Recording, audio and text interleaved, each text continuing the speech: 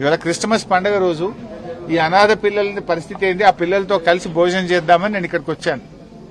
ఆ పిల్లలకు cosmetic charges లేవు, 4 నెలలకెళ్ళి మెస్ బిల్లులు లేవు.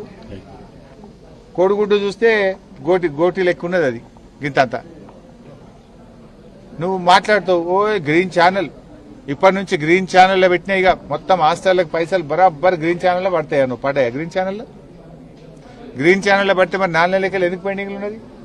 నీ మాటలు కోటలు దాటుతున్నాయి, చేతలు గడప దాటడం లేదు. నీవు కమిషన్లు ఇచ్చే 10%, 20% ఏమో బిల్లులు ఫైనాన్స్ క్లియర్ అవుతున్నాయి. ఎస్సీ ఎస్టీ బీసీ పిల్లల బిల్లులేమో క్లియర్ గా, ఎందుకంటే పిల్లలు కమిషన్లు ఇయ్యరనే కదా నీకు 20% కమిషన్ రాదు కదా పిల్లలకు కాస్మోటిక్ ఛార్జెస్ ఇస్తే. కమిషన్లు ఇచ్చేటోళ్ళకేమో బిల్లులు ఇస్తారు, కాస్మోటిక్ ఛార్జెస్. ఈ పిల్లలు కమిషన్లు ఇయ్యలేరు కనుక వీళ్ళ బిల్లులు పడాయా? కమిషన్ల రాజ్యమేనండి ఇది. నువ్వే చెప్పినావు కదా పోయినసారి, మేము హాస్టళ్ల బాట బట్టి, గురుకులాల బాట బట్టి పిల్లల ఇబ్బందులను మీ ప్రభుత్వం దృష్టికి తెస్తే నువ్వేం మాట్లాడినావు? లేలే ఇప్పటి నుంచి అంతా గ్రీన్ ఛానల్, పైసలు పడకపోతే తోడకలు తీస్తాను. ఇప్పుడు ఎవరిని తోలు తీయాలి?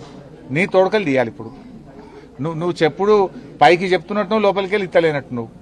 ఇప్పుడు ఎవరు తోలు తీయాలి, ఎవరు తోడకలు తీయాలి అడుగుతున్నా రేవంత్ రెడ్డిని. నువ్వే కదా విద్యాశాఖ మంత్రివి, నువ్వే కదా ఫెయిల్యూర్ ముఖ్యమంత్రివి. మరి ఎవరిని తోలు తీయాలి, ఎవరిని తోడకలు తీయాలని అడుగుతా ఉన్నా. చిల్లర మాటలు మాను. ఇప్పటికైనా ఎస్సీ ఎస్టీ బీసీ హాస్టళ్లు, గురుకుల పాఠశాలలు, కస్తూర్బా స్కూల్స్, పెండింగ్ మెస్ బిల్లులు, కాస్మోటిక్ ఛార్జెస్ తక్షణమే విడుదల చేయాలని డిమాండ్ చేస్తున్నాం.